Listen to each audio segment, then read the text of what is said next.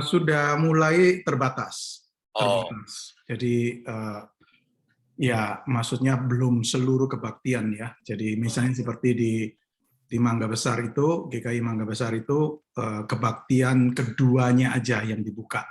oh, Baktian duanya yang dibuka untuk jemaat hadir, tapi itu juga terbatas ya. Paling banyak itu 450 paling banyak. oh, ya, itu ruangannya besar kan itu. Iya, maka dari ruangan besar itu kita cuma batasi 450. Tapi kebaktian yang lain, kebaktian 1 dan 3 masih live streaming biasa begitu, nggak ada audiensnya. Iya, iya, iya. Ya, puji Tuhan ya, udah mulai bisa ada onsite, jadi ya kita bisa sama-sama bersekutu. Kalian belum mulai? Kalau gereja kalian?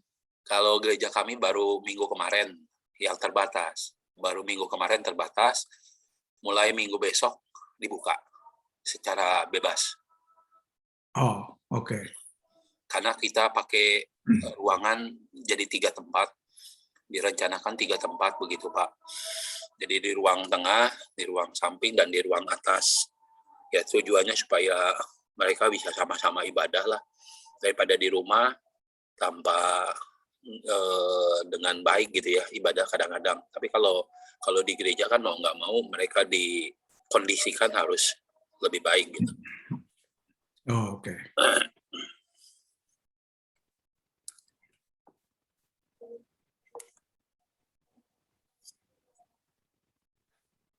Mulai, Sa.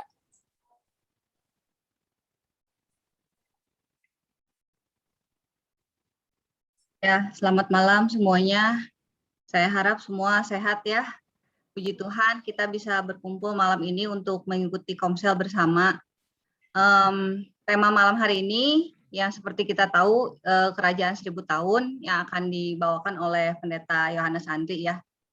Tapi sebelum itu, mari kita sama-sama mempersiapkan hati kita. Kita mau membawakan satu pujian dulu, berkat kemurahan-Mu.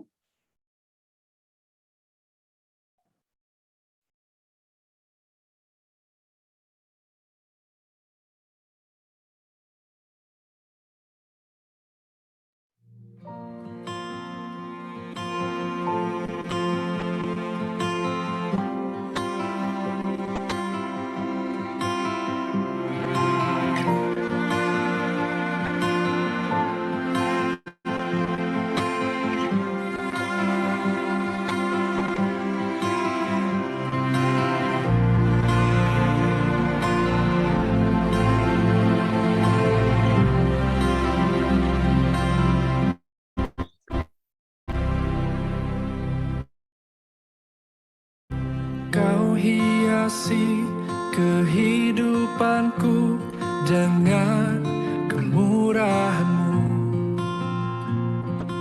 Kau rancangkan masa depanku penuh dengan harapan. Aku ada saat ini, semuanya karena kasih-Mu. Aku hidup hari ini, semua berkat kemurahan-Mu. Terima kasih Yesus, Engkau sangat baik, teramat baik bagiku.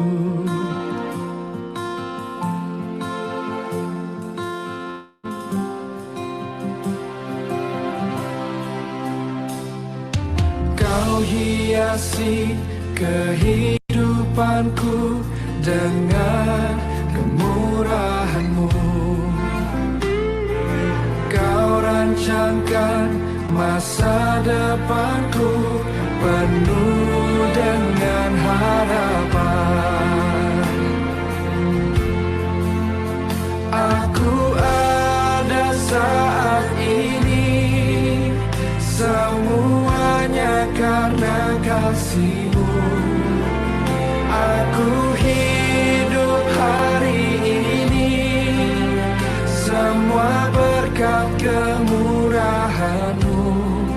Terima kasih Yesus, Engkau sangat baik, teramat baik. Aku ada saat ini, aku ada semuanya karena kasih, semua karena kasih. Hidup hari ini, semua berkat kemurahan-Mu.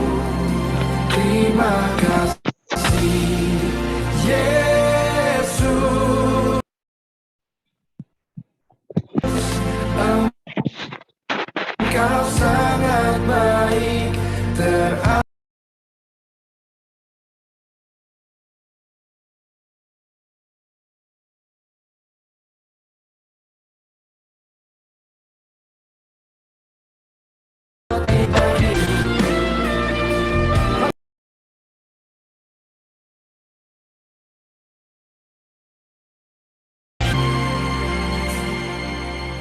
Aku ada saat ini, semuanya karena Kasih-Mu. Aku hidup hari ini, semua berkat kemurahan-Mu. Terima kasih Yesus, Engkau sangat baik, teramat baik.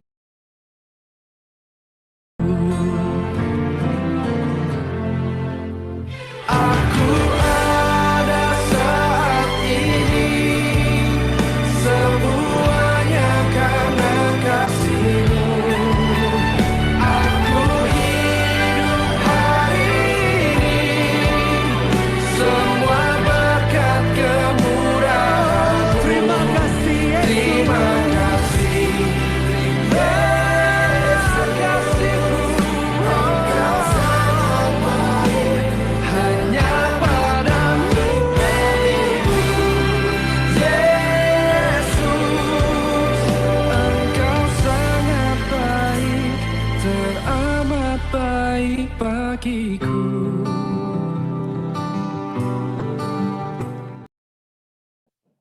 Ya, puji Tuhan ya, Tuhan Yesus sangat baik bagi kita. Sorry tadi kayaknya di sini hujan jadi agak putus-putus videonya. Tapi sebelum kita mendengarkan firman Tuhan, mari kita sama-sama satukan hati, kita berdoa. Bapa yang bertahta dalam kerajaan surga, kami mengucap syukur ya Tuhan untuk perkumpulan Komsel malam hari ini ya Tuhan. Terima kasih Tuhan untuk kesehatan yang Kau telah berikan untuk kami semua ya Tuhan. Terima kasih untuk berkat yang setiap hari Engkau berikan untuk kami ya Tuhan. Kami sekarang ya Tuhan ingin mempersiapkan hati kami ya Tuhan. Kami mau Tuhan Engkau hadir dalam hati kami, mencelikan mata hati kami ya Tuhan, agar semua firman, semua kata-kata yang disampaikan oleh Pendeta Yohanes ya Tuhan, boleh kami mengerti ya Tuhan, boleh kami ingat ya Tuhan, dan boleh kami jalani ya Tuhan. Dan setiap apa yang kami dengar ya Tuhan, kiranya boleh memimpin setiap kehidupan kami ya Tuhan, merubahkan cara pandang kami ya Tuhan yang salah, dan juga ya Tuhan kiranya kami boleh mengerti ya Tuhan segala hal yang akan disampaikan ya Tuhan. Tuhan terima kasih ya Tuhan, berkati juga hamba-Mu ya Tuhan, Pendeta Yohanes, agar ia juga ya Tuhan diberikan hikmat, agar boleh memimpin Komsel ini dengan baik ya Tuhan. Terima kasih Tuhan Yesus, kami mau serahkan Komsel ini ke dalam tangan-Mu ya Tuhan, di dalam nama-Mu kami sudah berdoa. Amin. Silakan Pak Yohanes. Ya, selamat malam rekan-rekan sekalian. Bersyukur malam ini kita bisa bertemu lagi, melanjutkan pembahasan beberapa topik tentang akhir zaman. Ya, jadi yang pertama dulu kita bicara pengangkatan, lalu yang kedua kita bicara antikristus, dan hari ini kita bicara tentang kerajaan 1000 tahun. Ya, nah ini topik-topik yang kita tahu terus menjadi diskusi dan perdebatan di kalangan orang-orang Kristen. Ya, dan tentu membutuhkan fokus untuk kita memahami dengan baik ya. Jadi artinya ini bukan khotbah biasa ya, tetapi ini seperti satu pembinaan, dan tentu pembinaan itu membutuhkan konsentrasi yang baik untuk kita memahami argumen-argumen yang ada. Nah, yang saya akan sampaikan mungkin ada sebagian saudara sudah pernah mendengarnya, tetapi ada yang juga sama sekali belum pernah mendengarnya, ya. Dan ya saya coba dalam waktu yang terbatas ini untuk bisa menyampaikan topik ini, ya. Apakah saya bisa share screen? Sudah bisa ya? Oke. Saya akan pakai tayangan PowerPoint. Ya. Nah, kita akan membaca satu bagian firman Tuhan, yaitu dari Wahyu pasal 20, ya, ayat 1 hingga ayat yang ke-10. Ya, saya akan cantumkan di sini, ya, Wahyu pasal 20 ayat 1 sampai yang ke-10. Bagian pertama itu ayat 1 sampai 3. Lalu aku melihat seorang malaikat turun dari surga, memegang anak kunci jurang maut dan suatu rantai besar di tangannya. Ia menangkap naga, si ular tua itu, yaitu iblis dan setan, dan ia mengikatnya 1000 tahun lamanya, lalu melemparkannya ke dalam jurang maut, dan menutup jurang maut itu dan memeteraikannya di atasnya, supaya ia jangan lagi menyesatkan bangsa-bangsa sebelum berakhir masa 1000 tahun itu. Kemudian daripada itu ia akan dilepaskan untuk sedikit waktu lamanya. Kemudian bagian yang kedua, ayat 4-6. Lalu aku melihat tahta-tahta dan orang-orang yang duduk di atasnya, pada mereka diserahkan kuasa untuk menghakimi. Aku juga melihat jiwa-jiwa mereka yang telah dipenggal kepalanya karena kesaksian tentang Yesus dan karena firman Allah, yang tidak menyembah binatang itu dan patungnya, dan yang tidak juga menerima tandanya pada dahi dan tangan mereka. Dan mereka hidup kembali dan memerintah sebagai raja bersama-sama dengan Kristus untuk masa 1000 tahun. Tetapi orang-orang mati yang lain tidak bangkit sebelum berakhir masa yang 1000 tahun itu. Inilah kebangkitan pertama. Berbahagia dan kuduslah ia yang mendapat bagian dalam kebangkitan pertama itu. Kematian yang kedua tidak berkuasa lagi atas mereka, tetapi mereka akan menjadi imam-imam Allah dan Kristus, dan mereka akan memerintah sebagai raja bersama-sama dengan Dia 1000 tahun lamanya. Kemudian yang ketiga, ayat 7-10. Dan setelah masa 1000 tahun itu berakhir, iblis akan dilepaskan dari penjaranya, dan ia akan pergi menyesatkan bangsa-bangsa pada keempat penjuru bumi, yaitu Gog dan Magog, dan mengumpulkan mereka untuk berperang, dan jumlah mereka sama dengan banyaknya pasir di laut. Maka naiklah mereka ke seluruh dataran bumi, lalu mengepung perkemahan tentara orang-orang kudus dan kota yang dikasihi itu. Tetapi dari langit turunlah api menghanguskan mereka. Dan iblis yang menyesatkan mereka dilemparkan ke dalam lautan api dan belerang, yaitu tempat binatang dan nabi palsu itu, dan mereka disiksa siang malam sampai selama-lamanya. Ya, jadi pembacaan sampai di ayat yang ke-10. Nah, setelah kita bicara topik tentang kerajaan 1000 tahun, ya, kita menyadari bahwa Wahyu 20, khususnya ayat 1-10 yang tadi kita baca, itu adalah satu-satunya perikop yang secara spesifik itu menyebut istilah 1000 tahun, 1000 years, atau seringkali orang sebut dengan istilah lain milenium. Nah, perlu saudara ketahui bahwa tidak muncul kata kerajaan di perikop ini. Yang muncul adalah angka 1000 tahun, nggak ada kata kerajaan. Orang mengasumsikan karena ada unsur pemerintahan, memerintah, Allah memerintah, maka kemudian orang membayangkan itu seperti satu kerajaan. Tapi saudara perlu tahu tidak ada kata kerajaan di perikop ini. Ya. Nah, saudara bicara tentang kerajaan 1000 tahun, itu menimbulkan banyak pertanyaan. Ya, apakah akan ada kerajaan 1000 tahun nantinya? Kalau ada, apa itu? Begitu loh. Dan kalau ada, kapan itu dimulai? Nah, ini beberapa pertanyaan yang sering kali menggelitik orang ingin tahu, begitu ya. Kemudian di mana itu kerajaan 1000 tahun akan diwujud nyatakan? Lalu bagaimana hakikat atau natur dari kerajaan 1000 tahun itu? Apakah benar-benar 1000 tahun lamanya?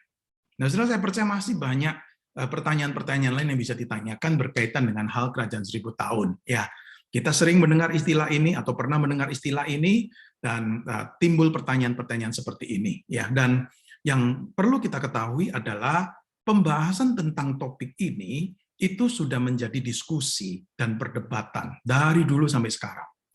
Ya, sehingga muncul beberapa pandangan yang berbeda mengenai apa itu kerajaan 1000 tahun. Ya, maka saya ingin di bagian pertama ini memulai lebih dulu dengan menunjukkan tiga pandangan yang berbeda. Ya, 3 pandangan yang berbeda tentang kerajaan 1000 tahun. Ya, untuk kita ketahui pemahaman ini, baru kemudian nanti di bagian yang kedua saya memberikan argumen saya dari 3 pandangan ini mana yang menurut saya lebih lebih tepat sesuai dengan kitab Wahyu. Ya, jadi saya mulai lebih dulu dengan melihat 3 pandangan tentang kerajaan 1000 tahun. Setelah istilah-istilah ini dipakai, itu sudah sangat umum sekali. Mungkin bagi sebagian saudara ini istilah baru, tetapi untuk saudara ketahui istilah-istilah ini sebenarnya istilah-istilah yang sudah umum sekali di kalangan orang-orang yang mendalami topik ini. Saudara, pandangan pertama itu disebut sebagai pandangan pre-millennialisme. Ya, jadi saudara perhatikan pre itu artinya sebelum, ya. Premillennialisme, jadi pandangan tentang kerajaan 1000 tahun, tetapi ada unsur pre-nya. Apa itu pre-nya? Nah, saudara, yang dimaksud dengan pre adalah begini, yaitu kedatangan Yesus yang kedua kali nanti akan terjadi sebelum sebelum masa 1000 tahun. Jadi Yesus datang dulu, baru kemudian 1000 tahun. Dan 1000 tahun ini diyakini adalah akan ada di dunia ini. Akan ada yang namanya kerajaan 1000 tahun di dunia ini secara harafiah. Nah, beberapa ayat yang sering kali dipakai selain kitab Wahyu itu adalah di Yesaya 11, Yesaya 65, begitu juga di Wahyu pasal 2 dikatakan orang-orang ini akan memerintah, dia akan memerintah. Nah, itu dipakai untuk menggambarkan tentang hal ini. Nah, pandangan ini meyakini begini, kalau membaca Wahyu 19 dan 20, saudara akan lihat jelas sekali Wahyu 19 dan 20 itu kronologis. Artinya begini, Wahyu 19, 11-21 itu bicara kedatangan Yesus yang kedua kali dan peperangan terakhir. Setelah itu, Wahyu pasal 20 yang tadi kita baca, ayat 1-10. Nah, itu loh kerajaan 1000 tahun. Setelah itu, Wahyu 20 ayat 11-15 itu penghakiman terakhir. Jadi saudara melihat pandangan ini meyakini Wahyu 19-20 itu bicara peristiwa yang kronologis. Jadi kedatangan kedua dulu terjadi, lalu kemudian masuk ke kerajaan 1000 tahun, dan nanti setelah kerajaan 1000 tahun selesai, baru kita itu akan masuk ke dalam apa yang disebut sebagai penghakiman terakhir. Ya, ini saudara perlu ketahui lebih dulu. Nah, bagi pandangan nomor 1 ini, masa 1000 tahun itu adalah masa di mana betul-betul Yesus menjadi raja, memerintah di bumi ini. Bahkan ada yang berpendapat, dia betul-betul akan memerintah di Yerusalem, di tempat di mana tahtanya dia ada, yaitu di Yerusalem. Ya, nah, ada yang berpendapat bahwa angka 1000 ini diartikan harafiah, betul-betul lamanya 1000 tahun. Tetapi ada orang-orang dari pandangan nomor 1 ini beranggapan enggak. Ini angka adalah angka yang bersifat simbolis untuk menunjukkan satu masa yang sangat panjang, satu masa yang sangat lama. Jadi ini bukan harafiah 1000 tahun. Nah, saudara, apa yang menjadi keyakinan dari pandangan nomor 1 ini? Nah, saudara, mereka meyakini begini, ketika nanti Yesus jadi raja di dunia ini, dia akan memerintah bersama siapa? Dia akan memerintah bersama orang-orang percaya yang sudah mati tetapi kemudian dibangkitkan, juga beserta dengan orang-orang percaya yang belum mati waktu dia datang. Waktu dia datang kedua kali belum mati, nah orang-orang ini akan ditransformasi. Jadi Kristus akan bersama-sama dengan orang-orang percaya memerintah di dunia ini selama satu kurun waktu yang panjang, 1000 tahun. Ya, nah Kristus sebagai raja itu jelas akan menjalankan kedaulatannya secara penuh dan nggak ada yang sanggup untuk melawan dia. Nggak ada yang sanggup untuk mengalahkan dia. Karena apa? Karena dia Tuhan. Ya, dia Tuhan, dia memerintah sebagai raja di bumi ini, nggak ada yang sanggup untuk melawan, mengalahkan dia. Nah, ini keyakinan dari pandangan nomor 1 ini. Ya, nah, karena Yesus yang memerintah, maka hal-hal buruk, ya seperti ketidakadilan, kekerasan, penyakit, duka cita, dan sebagainya, itu akan ditekan. Maka masa kerajaan 1000 tahun nanti, itu diyakini masa penuh kedamaian, kemakmuran di antara bangsa-bangsa di dunia ini. Nah, setelah diyakini bahwa ada 2 kebangkitan tubuh yang terpisah di sini. Yang satu terjadi di permulaan 1000 tahun ini, orang-orang percaya dibangkitkan lebih dulu, tetapi orang-orang lain yang tidak dibangkitkan itu baru akan dibangkitkan nanti setelah masa 1000 tahun itu selesai. Nah, itu keyakinan dari pandangan nomor 1 ini, saudara. Kenapa? Karena tadi di Wahyu pasal 20 disebutkan kan, ada kebangkitan pertama. Siapa yang dibangkitkan? Ya orang-orang percaya. Ya, yang lain belum. Nih, nanti tunggu yang milenium itu selesai, orang-orang mati yang lain yang bukan orang percaya baru setelah masa milenium itu selesai baru mereka itu akan dibangkitkan. Nah, saudara, di awal masa 1000 tahun dikatakan di perikop tadi, iblis itu diikat dan dibuang ke jurang maut. Dan masa akhir 1000 tahun iblis itu akan dilepaskan dan mampu mengumpulkan sejumlah besar orang untuk melawan Allah, melawan Kristus, berperang melawan Kristus. Tetapi Wahyu 20 tadi mengatakan apa? Mereka dikalahkan. Ya, si setan itu ditangkap dan dibuang ke dalam lautan api. Nah, itu yang tadi kita baca. Jadi pandangan nomor 1 itu meyakini betul-betul harafiah akan terjadi. Ya, betul-betul Kristus sebagai raja, dia akan memerintah, iblis itu akhirnya itu akan dikalahkan dan dibuang ke dalam lautan api. Nah, saudara, kalau saya boleh gambarkan kira-kira begini, ya. Jadi gambaran saya begini untuk pandangan nomor 1 ini. Jadi kalau ini first coming, kedatangan pertama, lalu kita masuk zaman gereja, ya zaman sekarang ini. Setelah itu second coming, ya. Nah, setelah second coming inilah kita masuk masa yang disebut milenium, kerajaan 1000 tahun. Ya, nanti setelah itu selesai, baru kemudian kita masuk ke final judgment, penghakiman terakhir, dan baru terakhir kita masuk ke langit dan bumi yang baru. Nah, ini kira-kira saudara lihat pandangan yang nomor 1, pre-milenialisme, meyakini kira-kira seperti ini. Jadi saudara lihat ya, milenium, kerajaan 1000 tahun itu terjadinya atau munculnya setelah Yesus datang, tetapi sebelum penghakiman terakhir. Ya, nah itu. Nah, saudara, saya ingin tambahkan sedikit tentang pandangan yang nomor 1 ini. Ya, kenapa? Saudara, ada hal yang perlu untuk kita ketahui begini. Ya, ada hal yang perlu untuk kita ketahui. Saudara, pandangan ini berkembang, pandangan nomor 1 ini. Pandangan nomor 1 ini berkembang dan muncul satu pandangan yang sedikit berbeda, tetapi masih masuk kategori nomor 1 ini, yang muncul di kubu premilenialisme ini.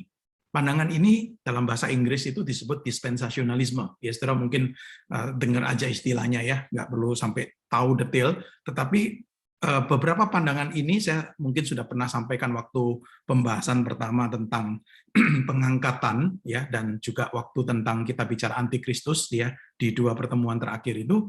Nah, pandangan ini adalah pandangan yang relatif baru, ya, relatif baru. Kurang lebih di menjelang akhir abad 19 begitu ya. Baru kemudian pandangan ini mulai muncul terus populer sampai masuk ke abad yang ke-20, bahkan boleh dikatakan sampai sekarang pun juga mungkin masih cukup cukup populer lah ya. Cukup banyak orang meyakini ini pandangan yang paling benar. Jadi ini pandangan baru.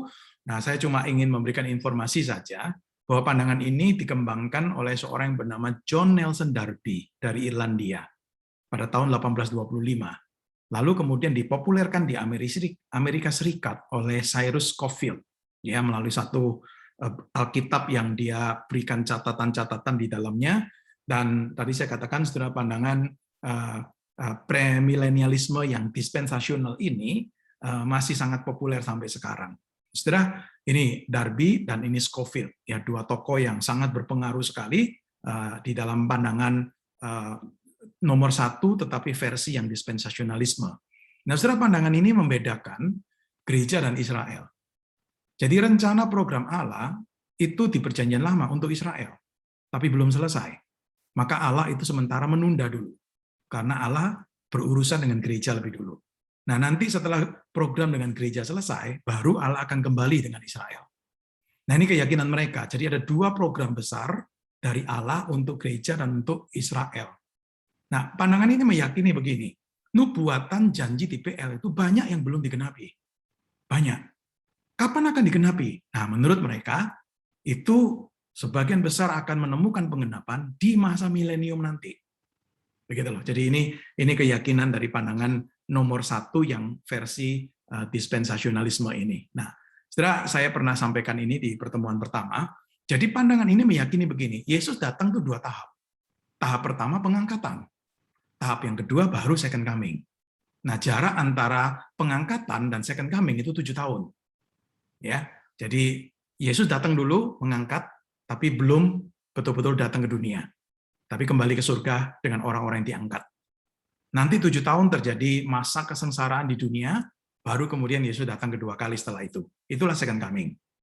Ya, jadi mereka meyakini begini, di masa kerajaan 1000 tahun nanti, banyak orang Yahudi, orang Israel akan kembali ke Palestina. Dan di sana mungkin mereka akan percaya dan diselamatkan. Jadi mempercayai pertobatan orang Israel secara besar-besaran nanti di masa kerajaan 1000 tahun itu. Nah, kalau sudah selesai di akhir milenium itu, orang-orang percaya yang nominal, yang KTP, yang nggak sungguh-sungguh, dan orang-orang lain itu akan bergabung dengan setan untuk pemberontakan terakhir kali melawan Allah. Tetapi mereka itu akan dihancurkan oleh Kristus. Ya, jadi ini keyakinan dispensasionalisme. Dan orang-orang nggak percaya ini nanti yang akan menghadapi tahta penghakiman tahta putih itu. Dan mereka akan dilemparkan ke dalam lautan api, dan itulah yang dikatakan di Wahyu 20 ayat 11 sampai 15. Ya, jadi kalau saya bisa gambarkan, kira-kira gambarnya seperti ini. Ya, ini seperti yang tadi. Ya, ini seperti yang tadi. Tetapi versi dispensationalism menambahkan begini. Sebelum second coming terjadi pengangkatan, dan setelah pengangkatan itu ada masa Great Tribulation, masa kesusahan besar. Itu 7 tahun lamanya. Ya, jadi sudah bisa melihat di dalam bagan ini ya ada kekhususan dari pandangan ini. Tapi persamaannya itu jelas, yaitu milenium, masa 1000 tahun adalah setelah second coming, setelah kedatangan Yesus yang kedua kali, dan itu betul-betul harafiah terjadi di dunia ini. Kerajaan itu ada di dunia ini. Oke, ya itu nomor 1 ya. Setelah ini pemahaman nomor 1, saya masuk ke sekarang ini ke pemahaman yang nomor 2. Ya, pemahaman nomor 2 itu disebut dengan post-millennialisme. Ya, saudara, kalau tadi itu pre, ini post. Artinya apa? Artinya kedatangan Yesus terjadi sesudah, post. Suatu masa yang disebut masa 1000 tahun. Nah, yang perlu kita ketahui begini, saudara. Pandangan ini sama dengan nomor 1 tadi. Meyakini bahwa peristiwa di Wahyu 19 dan 20 itu urutannya kronologis. Wahyu 19 terjadi dulu, lalu kemudian baru terjadi 1000 tahun. Tetapi pandangan ini punya pemahaman yang berbeda tentang apa itu kerajaan 1000 tahun. Kalau pandangan nomor 1 tadi mempercayai betul-betul akan ada kerajaan 1000 tahun, Yesus jadi raja di dunia ini, pandangan ini mengatakan bukan itu. Angka 1000 itu bagi mereka angka yang figuratif, bukan harafiah. Masa 1000 tahun itu bukan bicara kerajaan 1000 tahun yang harafiah, bukan. Tetapi masa ini menunjuk kepada satu masa khusus, ya, menjelang Yesus akan datang kedua kali.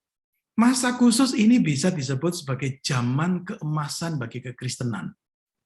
Kenapa?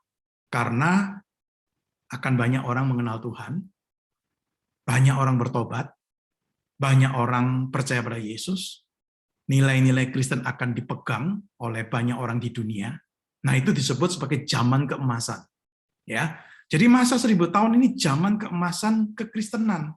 Kenapa? Karena pekabaran Injil berkembang luar biasa, menjangkau ke seluruh bangsa, berpengaruh pada transformasi kehidupan di dunia ini. Dan itu akan terjadi sebelum kedatangan Yesus yang kedua kali.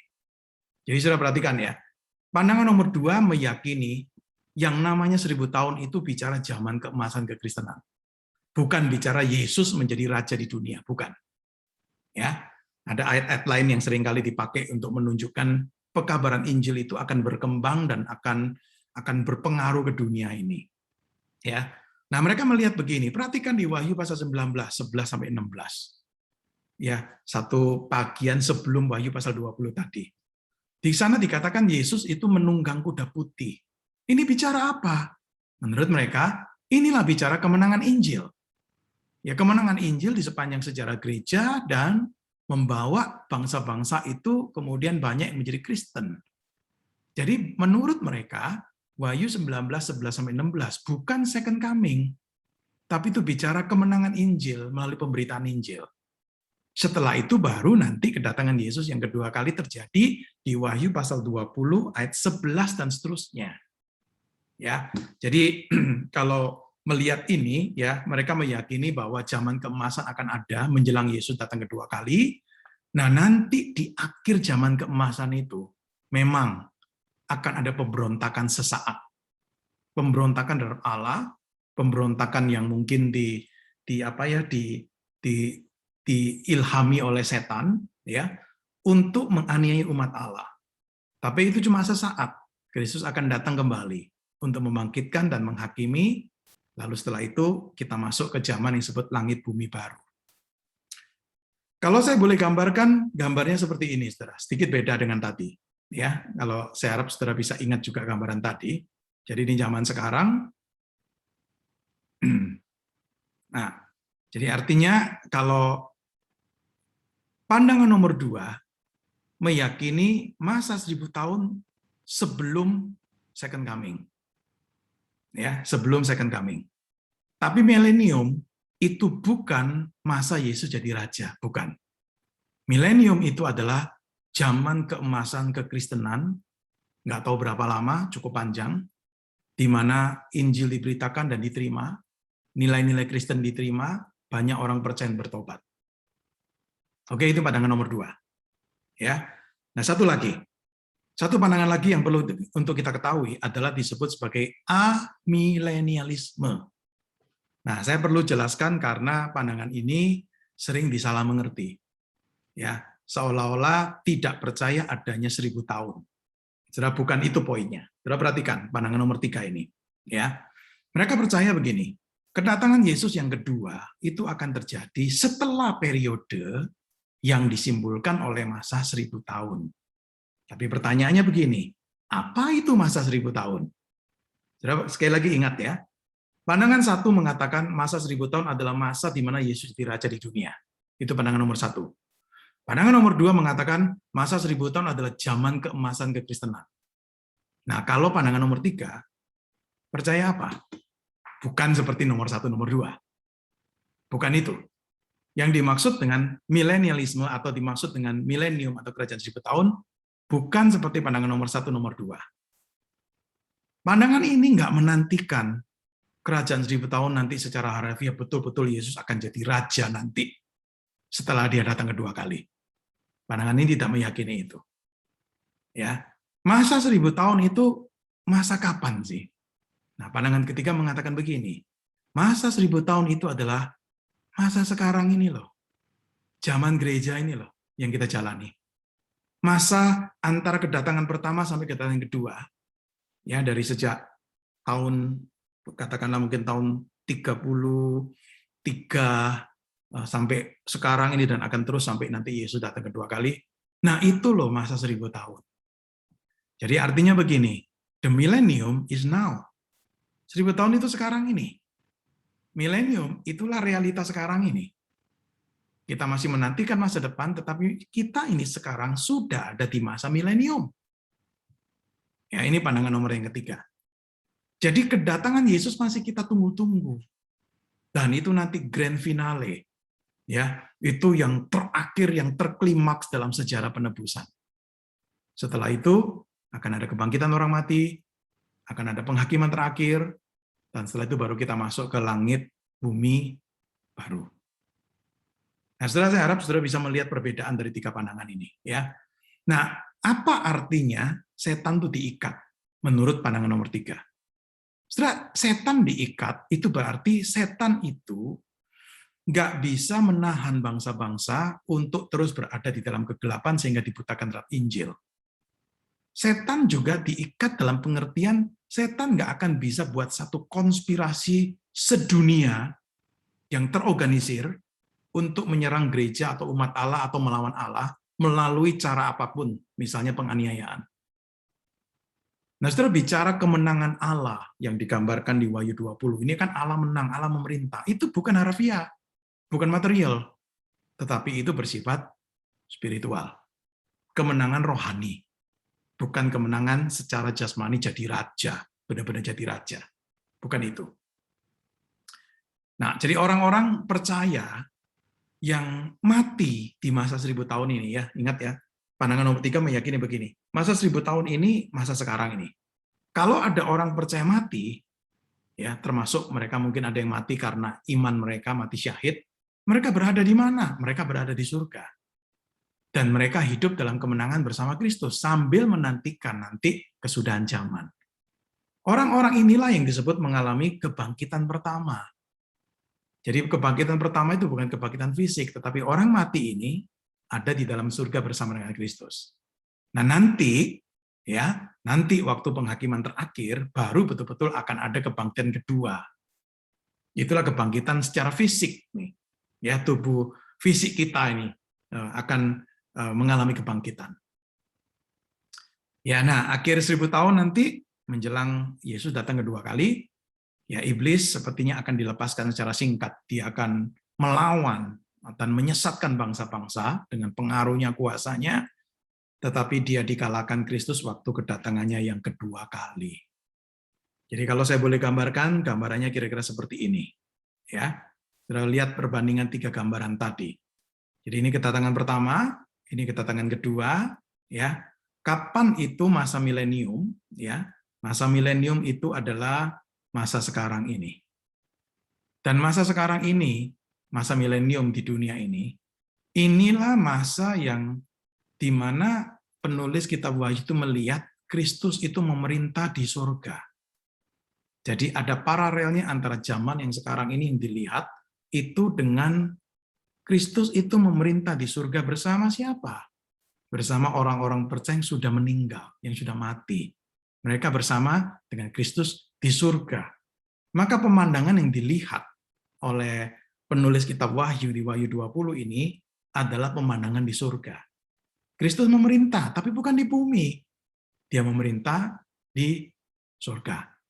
Ya, nah ini saudara 3 pandangan ya yang perlu untuk kita ketahui. Sekali lagi ini topik memang tidak mudah, maka para ahli atau orang-orang yang mendalami ini berdiskusi, berdebat mereka dan berpikir ini loh yang benar gitu loh. Ya, nah ini diskusi ini ya kalau kita lihat 3 pandangan ini saudara, diskusi ini akan terus berlanjut. Pandangan ini sampai sekarang masih ada. Meskipun kalau dalam riset saya pandangan nomor 2 itu mulai banyak berkurang. Untuk diketahui aja. Pandangan nomor 2 post-milenialisme itu sudah banyak berkurang. Meskipun masih ada. Tapi sudah banyak berkurang pengikutnya. Nah, mana yang benar, mana yang salah? Ini nggak gampang. Ya, ada seorang bernama Grant Osborne mengatakan begini, isunya ini nggak akan bisa diselesaikan sampai nanti benar-benar peristiwanya terjadi. Dan waktu nanti terjadi baru ketahuan siapa yang benar nih. Ya, kira-kira seperti itu. Jadi perdebatan isu ini ada perdebatan yang nggak akan selesai-selesai sampai nanti peristiwanya itu akan terjadi. Nah, setelah terlepas dari perbedaan 3 pandangan ini, ada kesamaan ketiga-tiganya. Pertama, sama-sama percaya Alkitab itu berotoritas. Ya. Yang kedua, mereka sama-sama percaya bahwa kemenangan terakhir itu milik Kristus dan milik umat Kristus. Ini kesamaannya. Jadi ada perbedaan, tetapi ada kesamaan, yaitu sama-sama percaya Alkitab berotoritas. Sama-sama kemenangan terakhir itu milik Kristus dan umatnya. Nah, ini beberapa pandangan, 3 pandangan besar. Ya, mungkin ada saudara yang sudah pernah mendengarnya, tetapi ada yang sudah mungkin pertama kali mendengarnya. Nah, saya ingin memberikan pemahaman saya dari apa yang saya baca mengenai 1000 tahun, kerajaan 1000 tahun ini, di kitab Wahyu. Ya. Saya ingin untuk menyoroti di kitab Wahyunya. Sebab teksnya cuma muncul di Wahyu 20. Kita itu nggak bisa memaksa ngambil dari teks bagian lain dicocokkan dengan Wahyu 20. Hati-hati. Tapi mau menggalinya, ayo gali dari kitab Wahyu. Oke? Nah, karena waktu ya, saya cuma akan menyoroti beberapa poin aja. Dan nanti sudah akan lihat kesimpulan saya akan lebih menyetujui pandangan yang ketiga. Ya, dari 3 pandangan itu, premilenialisme, postmilenialisme, dan amilenialisme, apa yang saya akan sampaikan itu lebih condong menyetujui pandangan nomor 3. Kenapa? Beberapa poin. Pertama, saudara, perhatikan kitab Wahyu itu sering memakai angka. Ya, kitab Wahyu sering memakai angka. Nggak usah heran kenapa, saudara, karena memang kitab Wahyu itu jenis literaturnya khusus. Orang sebut ini kitab apokaliptik. Gambaran-gambaran dipakai itu bersifat simbolis. Jadi saudara membaca kitab Wahyu, nggak boleh membaca harafiah. Karena di dalamnya itu penuh gambaran simbolis. Misalnya setan digambarkan seperti naga besar di pasal 12. Jangan kemudian kita bayangkan setan itu benar-benar naga besar, kan? Tetapi itu gambaran simbolis kan untuk menunjukkan ini loh setan. Maka angka 1000 juga tidak boleh diartikan harafiah. Ya, angka 1000 tidak boleh diartikan secara harafiah. Nah, ini yang perlu untuk kita ketahui bersama. Ya. Nah, hal yang lain lagi yang saya ingin katakan begini. Saudara, kitab Wahyu dengan simbolismenya itu memakai gambaran-gambaran simbolis. Tentu jelas sekali bahwa waktu kita membahas tentang kitab Wahyu ini dan angka 1000, saudara nggak boleh kita tafsirkan angka 1000 benar-benar 1000. Bukan itu poinnya. Saudara, nggak ada bagian Alkitab lain selain kitab Wahyu pasal 20 yang bicara periode 1000 tahun secara harafiah dalam sejarah. Baik sebelum atau sesudah kedatangan Yesus kedua kali. Jadi nggak ada dukungan kuat untuk menafsirkan harafiah betul-betul lamanya itu 1000 tahun. Saudara, angka 1000 itu cukup sering pakai dalam Alkitab. Dan itu selalu dipakai dalam makna simbolis. Ya, kita nggak ada waktu untuk melihat ayat-ayatnya, ya, tetapi beberapa bagian itu menunjukkan. Artinya angka 1000 itu sering dipakai untuk gambarin apa? Untuk menggambarkan satu periode waktu yang panjang. Satu periode waktu yang memang lengkap, begitu loh. Ideal time. Maka kemungkinan besar angka 1000 tahun di Wahyu 20 itu merujuk kepada satu periode yang lengkap, yang penuh, yang komplit, yang perfect. Tentu dalam kaitan dengan rancangan Allah, rencana Allah bagi manusia. Rencana Allah untuk menyelamatkan manusia. Jadi waktu yang ada di tangan Tuhan yang melakukan penebusan di dunia ini, itu adalah waktu yang perfect. Itu waktu yang sempurna. Timingnya Tuhan itu perfect. Ya, berapa lama nggak ada yang tahu. Itu cuma Tuhan yang tahu. Tetapi yang jelas itu sempurna bagi Tuhan. Ya, jadi angka 1000, hati-hati ini. Jangan ditafsirkan harafiah. Nah, kalau angka 1000 itu angka yang panjang, nah itu kontras dengan angka diikatnya setan kan. Ya, saudara perhatikan diikatnya setan dikatakan cuma sesaat. Jadi kontras nih. Ya, antara bukan diikatnya setan, pemberontakan setan di akhir masa 1000 tahun. Itu kontras banget. Angka 1000 tahun angka yang panjang, nanti di masa yang begitu panjang kita nggak tahu berapa panjang, sesaat saja setan itu kelihatannya muncul menjadi hebat, tapi sesaat aja. Jadi dibandingkan dengan kekuasaan penyebaran kerajaan Kristus yang besar, maka periode pemberontakan setan di akhir masa itu kecil dan terbatas. Jadi justru kitab Wahyu menunjukkan nggak perlu takut dengan pemberontakan itu, karena itu cuma hanya untuk sesaat. Ya, nah itu hal pertama. Hal yang kedua yang saya ingin untuk kita pelajari bersama atau ketahui adalah begini. Apa sih artinya diikatnya setan? Ya kan di masa 1000 tahun itu setan itu diikat. Ya, di tempat ditaruh di jurang maut. Ya, Saudara, di kitab Wahyu itu jurang maut itu tempatnya memang iblis setan beroperasi sepertinya begitu.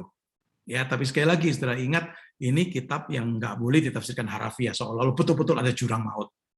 Tetapi mau menggambarkan ada tempatnya sepertinya untuk iblis setan itu beroperasi.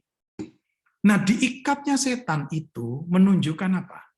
Allah atau Kristus itu menang atas setan. Maka bisa diikat. Memiliki kontrol atas kuasa jahat itu. Dikatakan memegang kunci. Ya, kalau di Wahyu pasal 1:18, Kristus itu yang pegang kunci maut dan pegang kunci kerajaan maut.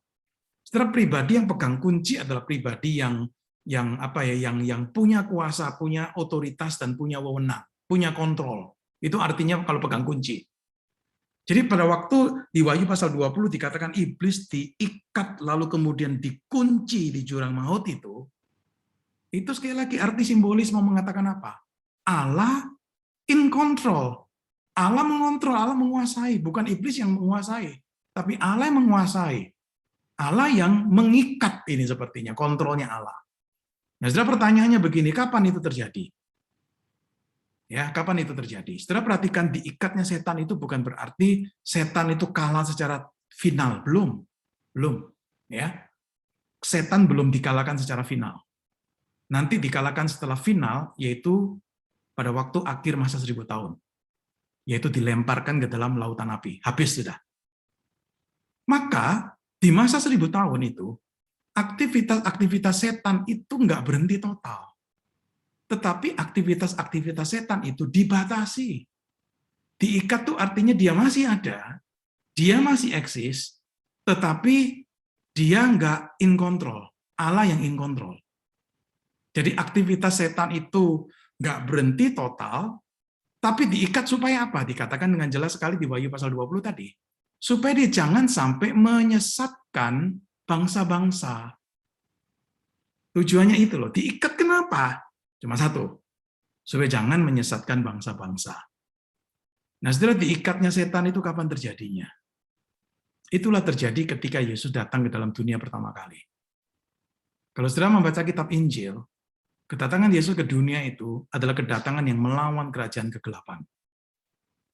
Yesus mengalahkan setan waktu dia mati di kayu salib. Jadi kalau kita mau katakan begini, setan diikat itu artinya setan itu sudah dikalahkan, tapi dia belum kalah total. Tetapi dia sudah dikalahkan, Kristus sudah menang atas dia. Kekalahan totalnya nanti nih, di akhir masa 1000 tahun itu, dia dilemparkan ke dalam lautan api. Jadi, hal diikatnya setan itu berkaitan dengan kedatangan Yesus yang pertama kali. Dan karena iblis diikat, setan diikat, maka apa? Berita Injil bisa disebarluaskan.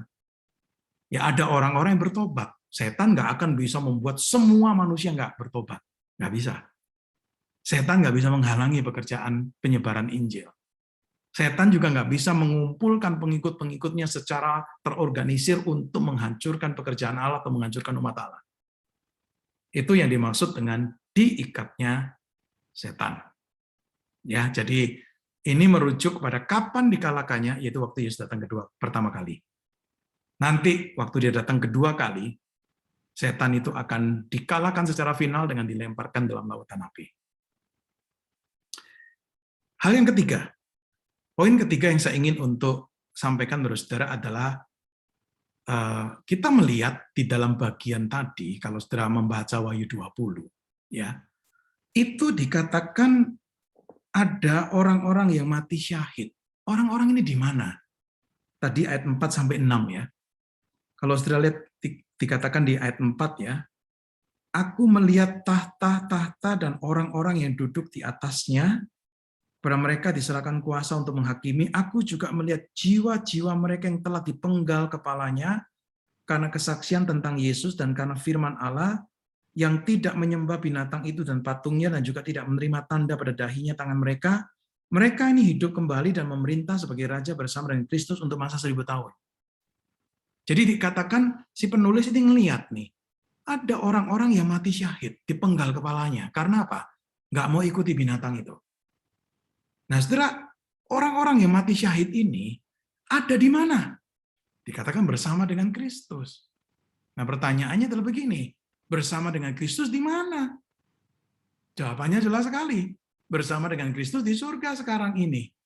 Saudara, di sepanjang sejarah kekristenan, selalu ada orang-orang yang kita tahu kan mati syahid. Ya, ada orang-orang mungkin di negara komunis, di negara dengan agama tertentu, mereka dianiaya. Mereka ada di mana setelah mati? Bersama dengan Kristus. Di mana? Di surga. Jadi apa yang dilihat oleh penulis kitab Wahyu ini di ayat 4-6 itu pemandangan di surga, bukan pemandangan di dunia. Ya. Jadi yang dilihat ini jiwa-jiwa. Mereka ada di mana? Mereka ada di surga. Ya, itu bisa dilihat perbandingannya dengan Wahyu pasal yang ke-6. Juga dilihat ada pemandangan orang-orang yang mati syahid ini, dan orang-orang ini adalah orang-orang yang ada di surga.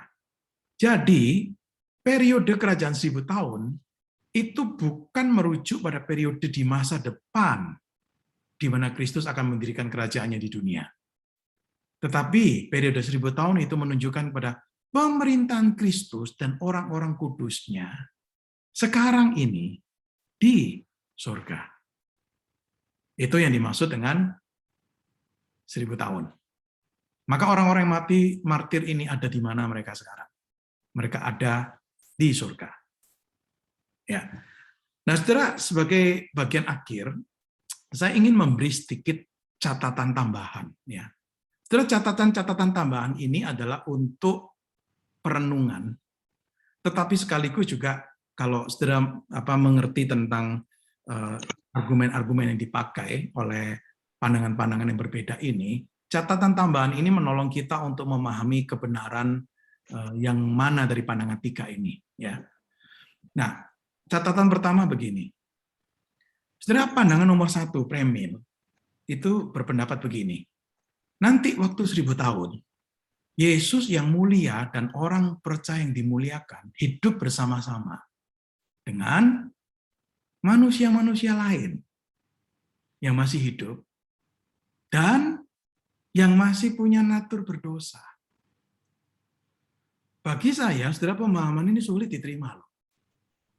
Kristus dengan orang-orang percaya yang sudah dimuliakan, hidup di dunia, tetapi di dunia juga ada manusia-manusia lain yang diperintah, yang masih berdosa. Wah, itu nanti gambarannya gimana ini? Ini catatan pertama yang menggelitik saya untuk berpikir, mungkinkah itu terjadi? Catatan nomor 2, kalau mengatakan Allah itu punya 2 rencana, satu untuk Israel, satu untuk gereja, saya berani mengatakan, saudara, bahwa itu ajaran yang tidak didukung oleh Perjanjian Baru. Tadi pandangan nomor 1 itu ada versi dispensasional. Versi dispensasional mengatakan Allah punya 2 rencana, satu untuk Israel, satu untuk gereja. Saya berani mengatakan, saudara, bahwa itu tidak didukung oleh ajaran Alkitab. Ya, ini catatan nomor 2. Catatan nomor 3, saudara ingat pandangan nomor 2 tadi, postmilenialisme. Postmilenialisme mengatakan kekristenan akan masuk zaman keemasan menjelang Yesus datang kedua kali. Pertanyaannya begini, apakah mungkin? Sedangkan Alkitab tampaknya nggak mendukung itu. Alkitab menunjukkan keadaan dunia bukan akan lebih baik. Alkitab tidak mendukung bahwa kekristenan itu akan membawa pertobatan besar-besaran di akhir zaman dan nilai-nilai Kristen itu akan diterima. Malahan Alkitab menunjukkan keadaan makin buruk loh. Ya, kejahatan, kedurhakaan, orang-orang yang tidak mengenal Tuhan itu makin banyak. Maka catatan nomor 3 ini adalah catatan untuk pandangan nomor 2 tadi yang meyakini akan ada zaman keemasan. Itu tampaknya nggak didukung. Catatan nomor 4, semua musuh Kristus dikalahkan. Itu gambaran di Wahyu pasal 19 ayat 11-21. Nah, jikalau Wahyu 20 tadi diyakini itu kronologis setelah Wahyu 19, maka sebenarnya nggak ada lagi musuh yang harus dikalahkan atau musuh yang disesatkan oleh setan. Harusnya. Jadi artinya, membaca Wahyu 19 dan 20 secara kronologis itu kurang tepat. Sebab di Wahyu 19 dikatakan semua udah dihancurin kok, semua udah dilemparin kok, gitu loh. Ke dalam lautan api. Ini gimana kemudian bisa muncul lagi orang ini kalau itu kronologis. Ya, ini catatan nomor 4. Nah, catatan nomor 5 adalah begini. Setelah memisahkan kebangkitan orang yang nggak percaya dengan kebangkitan orang percaya dalam rentang masa 1000 tahun, itu nggak sesuai dengan ajaran Alkitab yang menunjukkan cuma ada 1 kali peristiwa kebangkitan. Jadi kebangkitan fisik itu cuma 1 kali. Jadi kalau memahami Wahyu 20 tadi, kebangkitan pertama itu bukan kebangkitan fisik. Kebangkitan pertama yang dimaksud adalah orang percaya yang meninggal itu bersama dengan Kristus di surga. Itu kebangkitan. Tapi kebangkitan fisik yang betul-betul nanti 1 kali terjadi, itu nanti di akhir zaman, waktu Yesus datang kedua kali, dan sebelum penghakiman terakhir. Itulah baru terjadi kebangkitan. Ya, itu catatan nomor 5. Catatan nomor 6 adalah begini. Kalau mempercayai nanti betul-betul ada masa 1000 tahun dalam arti kerajaan 1000 tahun, dan di sana orang masih bisa bertobat, pertanyaannya adalah, apakah masih mungkin Yesus sudah datang, tapi orang masih bisa bertobat di masa 1000 tahun? Apakah memang Alkitab ngajarin ini masih ada kesempatan kedua setelah Yesus datang untuk kemudian orang-orang masih bisa bertobat di masa 1000 tahun itu? Ya, Nah, saudara, beberapa catatan ini saya akhiri dengan satu catatan terakhir, dan ini memang catatan tambahan yang saya tidak uraikan secara ringkas, karena ini butuh penjelasan lebih dalam lagi. Saudara, membaca kitab Wahyu harusnya tidak membaca secara kronologis ketat.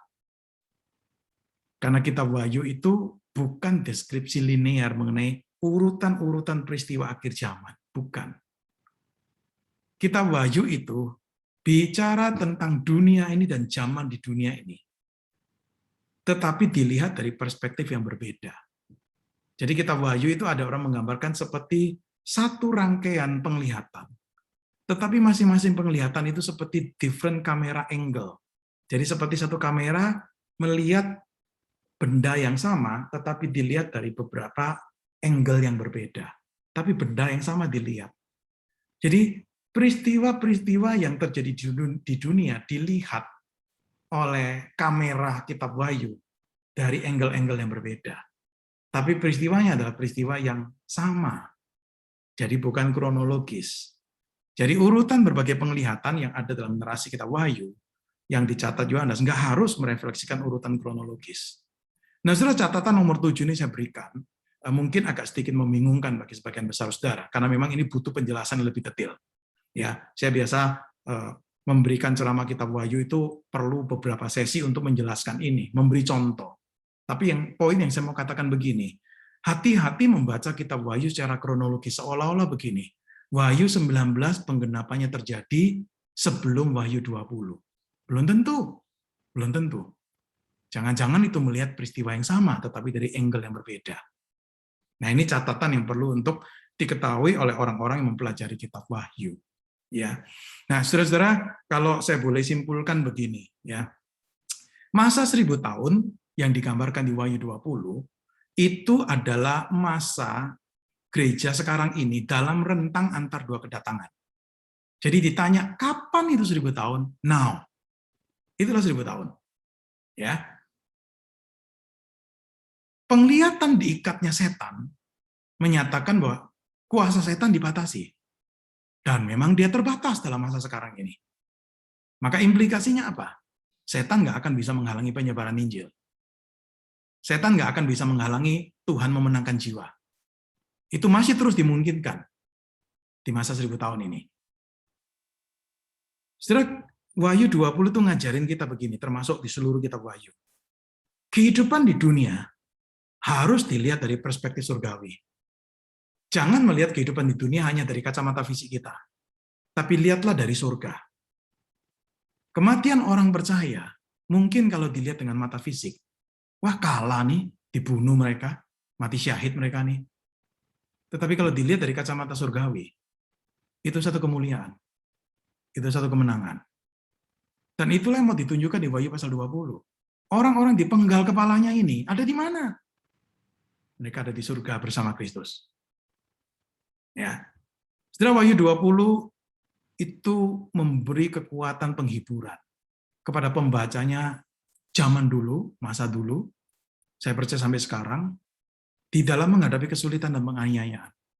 Karena apa? Menunjukkan orang-orang percaya yang mati syahid, itu mereka berada di tahta dalam kemuliaan di hadapan Allah, di hadapan Kristus. Mereka bukan orang yang kalah, tetapi mereka sesungguhnya adalah orang yang menang, bertahan dalam iman, sampai akhir, sekalipun mereka harus mati syahid. Setelah kitab Wahyu, itu adalah kitab yang mau menunjukkan secara keseluruhan, ya, termasuk Wahyu 20. Itu menunjukkan begini, Allah adalah Allah yang berdaulat. Dan Allah pasti menang. Setan berusaha semaksimal mungkin dengan cara apapun, kelihatannya wah ada hasil ya. Tapi pada akhirnya, setan kalah. Setelah kitab Wahyu diakhiri dengan gambaran itu kan. Binatang itu, naga itu, dan pengikut-pengikutnya, itu dikatakan apa? Dilemparkan tadi di ayat 10. Dilemparkan semuanya ke dalam lautan api, tempatnya binatang, nabi palsu, dan orang-orang yang jadi pengikut iblis itu ada di sana. Ya.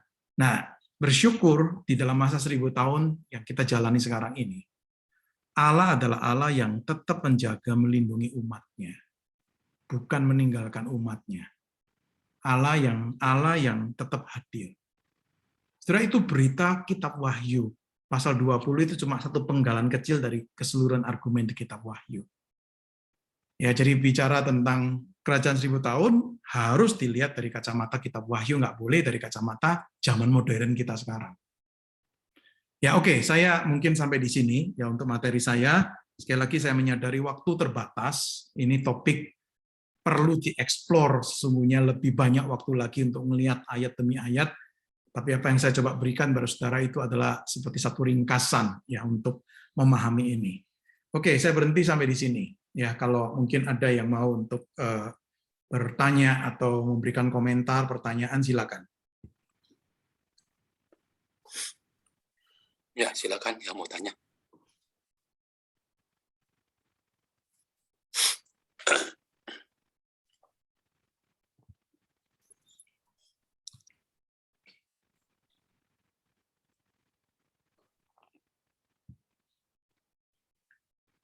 Udah jelas semua? Apa tambah bingung? Pertanyaannya itu, sudah tambah jelas atau tambah bingung gitu kan? Kalau belum jelas, ya ditanya.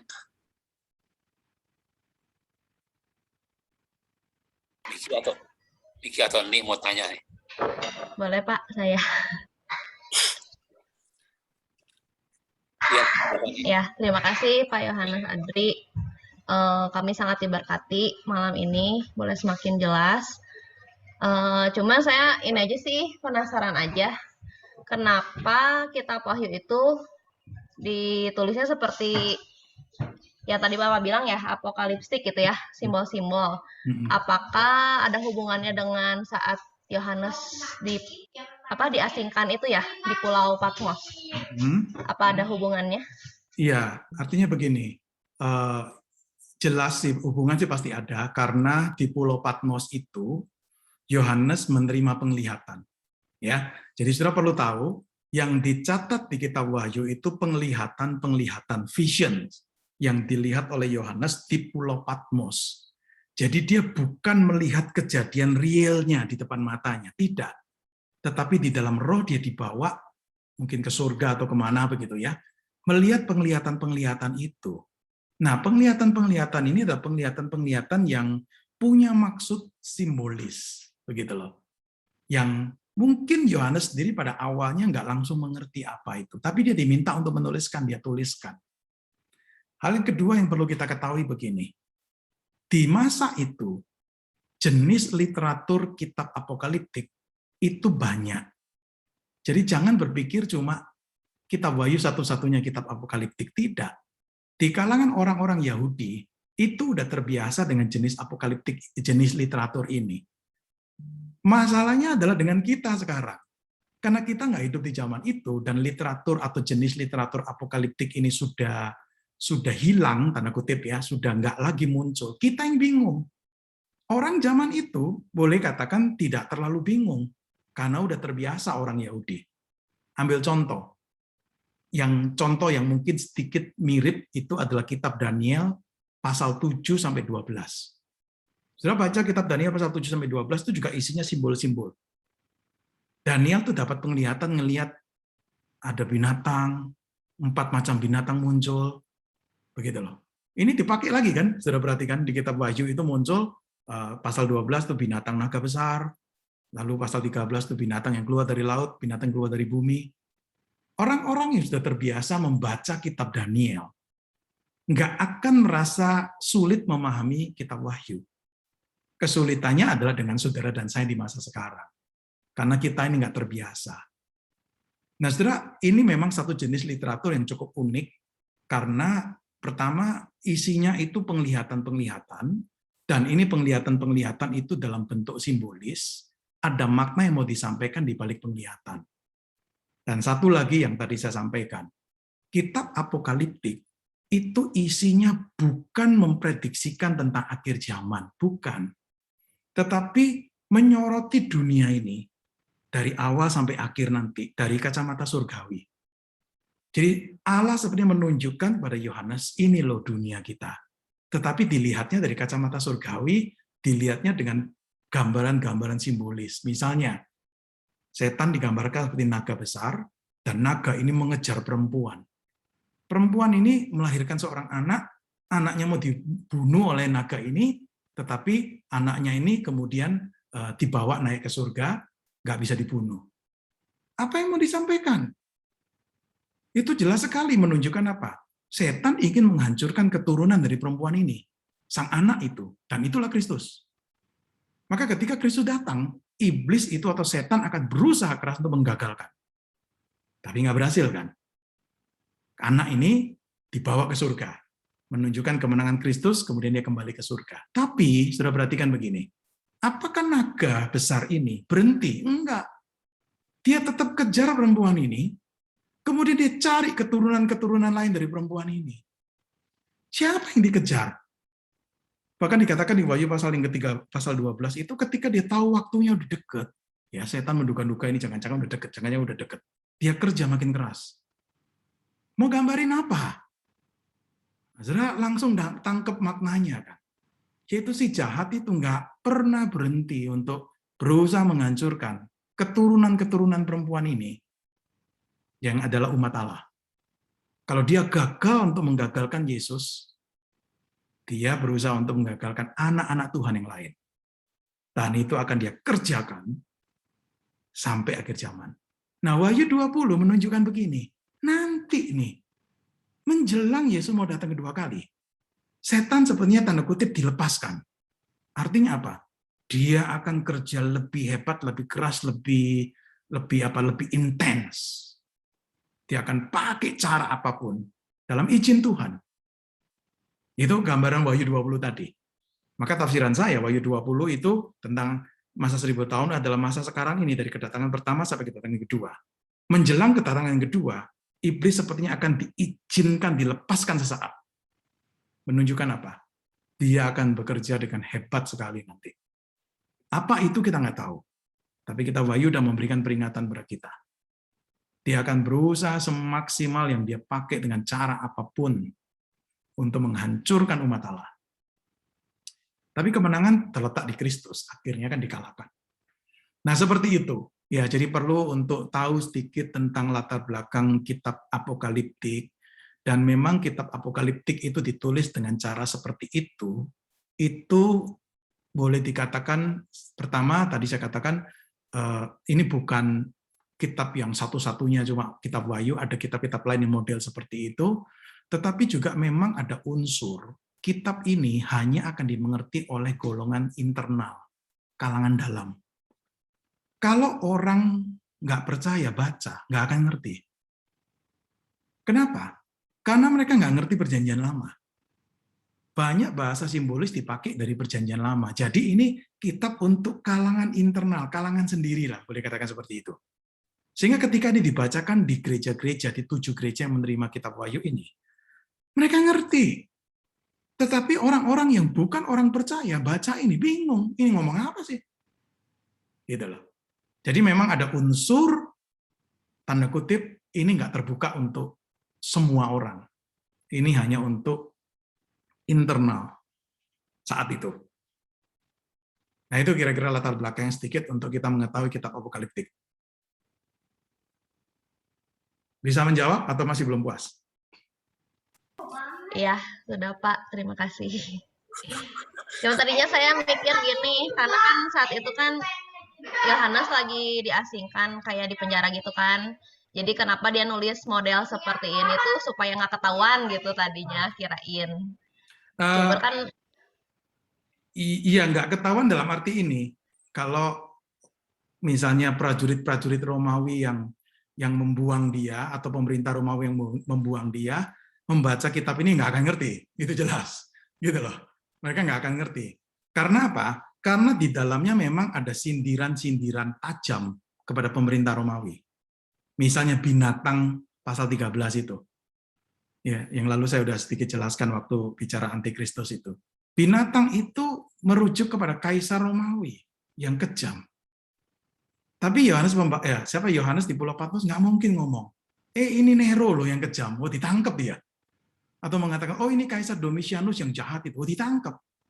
Tapi dia mau menunjukkan apa? Ini loh lawan kita. Seperti gambaran apa? Binatang yang mengerikan ya. Kuasanya hebat, kelihatannya kuat. Seperti yang mau mati, nggak jadi mati. Jadi memang ada unsur itu juga. Yang tadi kamu ngomong ada unsur itu juga gitu. Dalam arti memberikan sindiran atau kritikan tajam kepada pemerintah Romawi, tetapi dengan bahasa yang nggak akan dimengerti oleh orang-orang pemerintah Romawi. Gitu. Ada unsur itu. Terima kasih, Pak. Ya.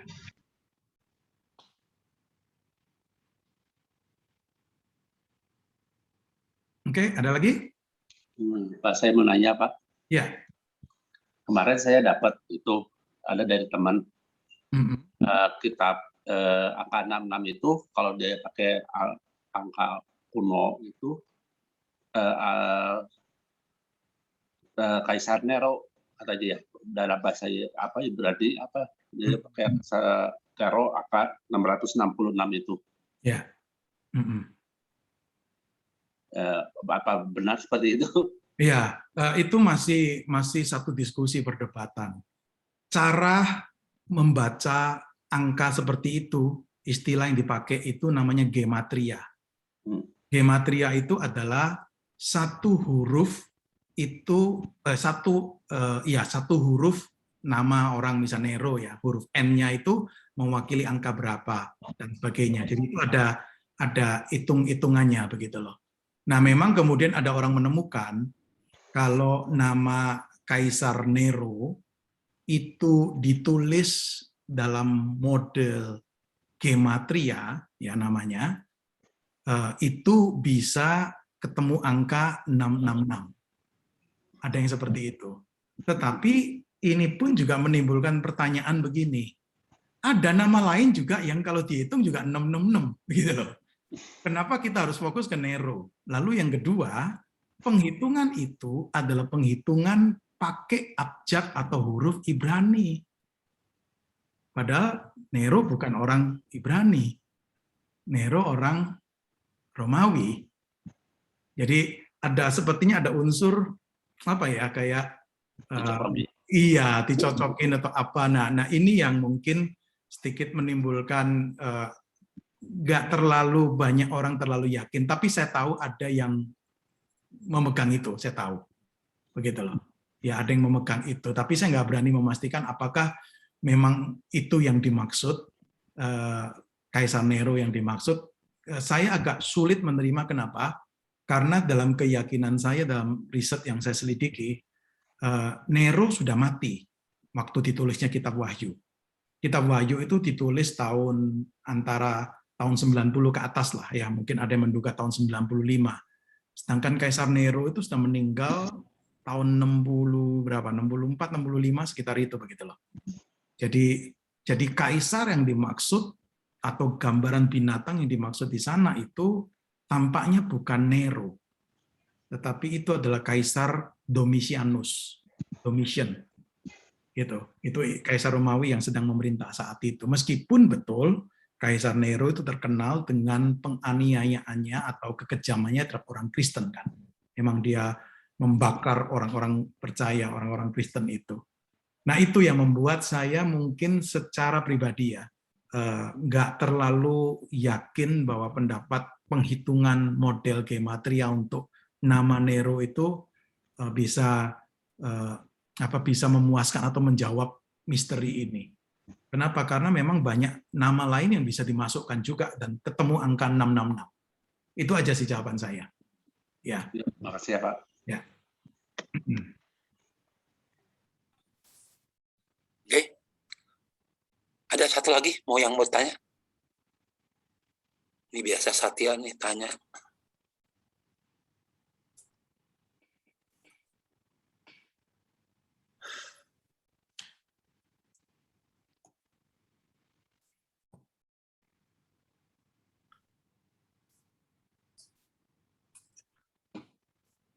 Oke, kalau nggak ada yang mau tanya, kita tutup ya di dalam doa. Kita akan bersama-sama berdoa pada malam hari ini.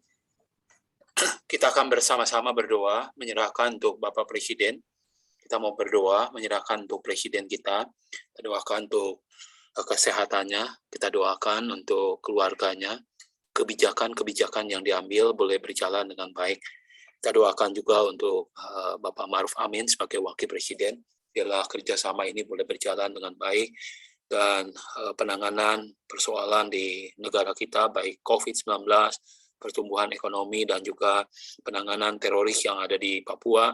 Beberapa hari yang lalu ada 4 atau 5 tentara atau TNI yang ditembak mati oleh KKB. Biarlah Tuhan tolong agar keluarganya pun boleh dikuatkan, dihiburkan. Kita doakan agar setiap persoalan yang ada di dalam negara kita boleh ditangani dengan baik. Mari kita berdoa bersama-sama. Bapa kami yang ada dalam surga, puji dan syukur kami naikkan kepadamu ya Tuhan. Kalau pada malam hari ini kami boleh diberikan kesempatan untuk berdoa, menyerahkan untuk Bapak Presiden, Bapak Jokowi ke dalam tangan. Tuhan tolong berikan kekuatan, kesehatan, hikmat daripada Tuhan, agar kebijakan-kebijakan yang diambil boleh mensejahterakan warga masyarakat. Tuhan, kami mau berdoa menyerahkan untuk kerjasama bersama dengan Bapak Ma'ruf Amin. Biarlah Tuhan tolong agar kerjasama ini boleh berjalan dengan baik, dan pada akhirnya kesejahteraan bangsa kami boleh terjadi, sehingga tidak ada keributan, tidak ada lagi percecokan satu dengan yang lain, tetapi boleh damai sejahtera di dalam negara kami. Tuhan, kami juga berdoa menyerahkan untuk persoalan-persoalan yang ada di dalam negara kami, secara khusus untuk penanganan COVID-19. Kiranya Tuhan tolong agar para pemimpin kami dapat memikirkan di dalam penanganan COVID-19 ini dengan baik. Kami bersyukur kalau beberapa hari ini penurunan kasus semakin terjadi, dan kami juga bersyukur kalau penanganan COVID-19 di negara kami boleh disampaikan oleh WHO untuk ditiru bagi bangsa-bangsa yang lain. Biarlah Tuhan tolong agar melalui kebijakan-kebijakan yang diambil oleh pemerintah ini boleh semakin hari semakin menangani akan COVID dengan baik. Terima kasih ya Bapak, kami juga berdoa menyerahkan untuk penanganan akan teroris, baik yang ada di Papua, di Sulawesi, ataupun di Aceh. Kiranya Tuhan tolong agar aparat keamanan boleh bekerja sama dengan baik, baik TNI dan juga Polri, boleh melakukan segala tugasnya dengan baik. Tuhan, kami mau berdoa menyerahkan untuk anggota TNI yang beberapa hari yang lalu ditembak mati oleh kelompok kriminal bersenjata di Papua. Biarlah Tuhan tolong hiburkan, kuatkan keluarga yang ditinggalkan. Biarlah Tuhan juga akan hiburkan mereka, sehingga mereka pun boleh melewati masa-masa kedukaan ini dengan penghiburan yang datang daripada Engkau. Terima kasih ya Bapak, kami bersyukur dan kami berdoa hanya di dalam nama Tuhan Yesus. Amin. Yang kedua, kita juga mau berdoa untuk koordinasi dan juga komunikasi antara pemerintah pusat dengan pemerintah daerah boleh berjalan dengan baik, sehingga koordinasi dan komunikasi ini boleh mencapai kesepakatan dan mencapai akan apa yang ditentukan oleh pemerintah pusat dengan pemerintah daerah untuk kesejahteraan warga masyarakat. Mari kita berdoa bersama-sama. Bapa kami yang ada dalam surga, kami juga bersyukur dan terima kasih kalau kami boleh melihat ada koordinasi dan komunikasi yang cukup baik antara pusat dengan daerah, sehingga di dalam penanganan COVID ini boleh terjadi sesuai dengan kehendak Engkau. Tuhan, kami mau berdoa, biarlah Tuhan tolong agar komunikasi antara pemerintah pusat dengan pemerintah daerah boleh berjalan dengan baik, dengan lancar, tidak ada hambatan di dalam komunikasi ataupun miskomunikasi antara pusat dengan daerah. Sehingga apa yang sudah diputuskan ataupun kebijakan-kebijakan yang sudah diambil oleh pemerintah pusat, pemerintah daerah dapat melaksanakannya dengan baik, boleh melakukannya dengan baik, sehingga apa yang dijadikan canangan ataupun program-program pemerintah pusat boleh terlaksana, boleh terrealisasi di daerah-daerah di Indonesia ini. Terima kasih ya Bapak, kami berdoa menyerahkan pemerintah ataupun pemimpin-pemimpin di daerah. Biarlah Tuhan tolong berikan kerendahan hati, berikan kecakapan, berikan hikmat, sehingga apa yang sudah diputuskan pemerintah pusat, mereka pun boleh merealisasikannya dengan baik. Terima kasih ya Bapak, kami bersyukur dan kami berdoa dalam nama Tuhan Yesus. Amin. Terakhir kita mau berdoa menyerahkan untuk saudara kita yang saat ini sedang lemah tubuh. Biarlah Tuhan tolong menjamah dan memberikan kesembuhan. Mari kita berdoa bersama-sama. Bapa kami yang ada dalam surga, puji dan syukur kami naikkan kepadamu ya Tuhan.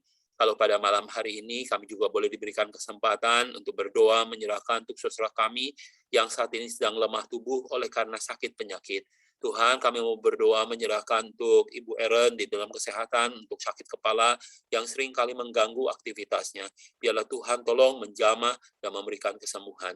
Berkati juga untuk Ibu Inge di dalam sakit penyakit yang ia alami, biarlah penghiburan, sukacita, damai, sejahtera boleh ada di dalam kehidupan Ibu Inge. Tuhan berkati juga untuk Ibu Gunawan di dalam kesehatan kedua kakinya, biarlah ia pun boleh berjalan dengan baik. Berkati juga untuk Ibu Meli di dalam proses pemulihan, biarlah semakin terjadi pemulihan itu. Berkati juga untuk Ibu Guatnyo di dalam kesehatan kedua kakinya pasca operasi, biarlah Tuhan tolong agar operasi yang sudah dilakukan itu boleh memberikan kesembuhan yang nyata bagi kedua kaki Ibu Guatnyo. Berkati juga untuk Ibu Lilan Yin, berikan penghiburan, sukacita, agar di dalam sakit penyakit yang ia alami, ia boleh tetap semangat, ia boleh tetap sukacita menjalaninya. Berkati juga untuk Ibu Likhonyo di dalam kesehatannya, biarlah Tuhan terus tolong, Tuhan terus yang menjamah dan memberikan kesembuhan kepadanya. Berkati juga untuk Ibu Yuslina di dalam kesehatan gula darahnya, biarlah Tuhan terus stabilkan sehingga gula darah yang ia alami boleh stabil dan pada akhirnya boleh sehat dan ia pun boleh menjalankan aktivitas. Berkati juga Bapak Udin yang saat ini masih di dalam perawatan di rumah sakit, biarlah Tuhan tolong agar sakit infeksi pencernaan ini boleh semakin dipulihkan melalui obat-obatan yang minum, melalui dokter yang menangani, boleh kesembuhan semakin nyata. Berkati juga untuk Bapak Heri di dalam proses pemulihan, tangan sebelah kiri yang patah, biarlah Tuhan terus tolong agar pemulihan semakin terjadi. Dan pada akhirnya Bapak Heri pun boleh menjalankan aktivitas dengan baik. Berkati juga untuk Bapak Jem di dalam proses pemulihan, di dalam masa tuanya, biarlah Tuhan terus tolong, Tuhan terus yang memberkati. Berkati juga Bapak Suparman, biarlah Tuhan terus tolong, di dalam masa tuanya, penghiburan Tuhan boleh ada di dalam hidupannya. Berkati Bapak Teh Hyuhin di dalam kesehatannya, pemulihan boleh terus terjadi bagi Bapak Teh Hyuhin. Berkati juga Bapak Yusak Mersusuan, secara khusus untuk obat-obatan yang dibutuhkan, biarlah Tuhan sediakan, memberikan yang terbaik bagi Bapak Yusak Mersusuan. Terima kasih ya Bapak, berkati juga anak kami Joakim di dalam pemulihan, secara khusus untuk mentalnya, biarlah anak ini boleh mengalami akan pertumbuhan mental yang baik, sehingga anak ini boleh menjadi anak yang dibanggakan, menjadi anak yang dipakai untuk kemuliaan Tuhan. Terima kasih ya Bapak, kami pertaruhkan akan saudara kami yang lain yang tidak dapat kami sebutkan, kiranya Tuhan tolong menjamah dan memberikan kesembuhan kepada mereka. Terima kasih, dalam nama Tuhan Yesus kami sudah berdoa. Amin. Kami bersyukur dan terima kasih untuk pertolongan penyertaan Tuhan di dalam persekutuan pada malam hari ini. Biarlah apa yang sudah kami terima melalui pembinaan materi tentang wahyu di dalam kerajaan 1000 tahun, biarlah kami boleh mengerti apa yang Tuhan maksud di dalam wahyu pasal 20 ini. Terima kasih untuk hamba-Mu Pendeta Yohanes Adri yang telah menyampaikan pembinaan bagi materi kepada kami selama 3 bulan ini. Biarlah Tuhan tolong agar apa yang telah kami dengar, apa yang telah kami terima, boleh kami renungkan di dalam kehidupan kami, kehidupan pengiringan kami kepada Engkau. Biarlah kami boleh bertekun, biarlah kami boleh tetap setia kepada Engkau. Terima kasih ya Bapak, sebentar kami akan berpisah satu dengan yang lain. Kiranya Tuhan tolong, Tuhan terus yang menyertai dan memberkati kami. Saudaraku yang dikasihi oleh Tuhan Yesus, arahkanlah hatimu dan terimalah berkat daripada Tuhan. Kiranya damai sejahtera daripada Allah Bapa, kasih yang sempurna di dalam Yesus Kristus, pertolongan, penghiburan, dan kekuatan di dalam Roh Kudus akan memimpin, menyertai, dan memberkati saudaraku sekalian. Mulai malam ini, besok sampai Yesus datang yang kedua kali, bahkan untuk selama-lamanya. Maranatha, Tuhan Yesus memberkati kita semua. Amin.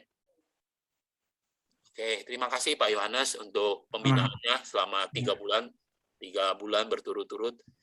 Lain waktu kami undang kembali Pak untuk menyampaikan pembinaan kembali kepada kami. Ya, thank you. Ya, Tuhan berkati semuanya. Ya, oke. Saya mau foto dulu. Ya. Foto dulu.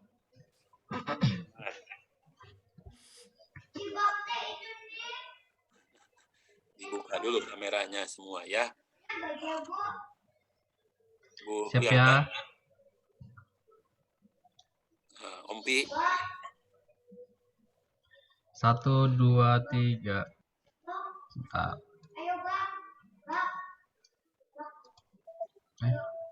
Sekali lagi. 1, 2, 3.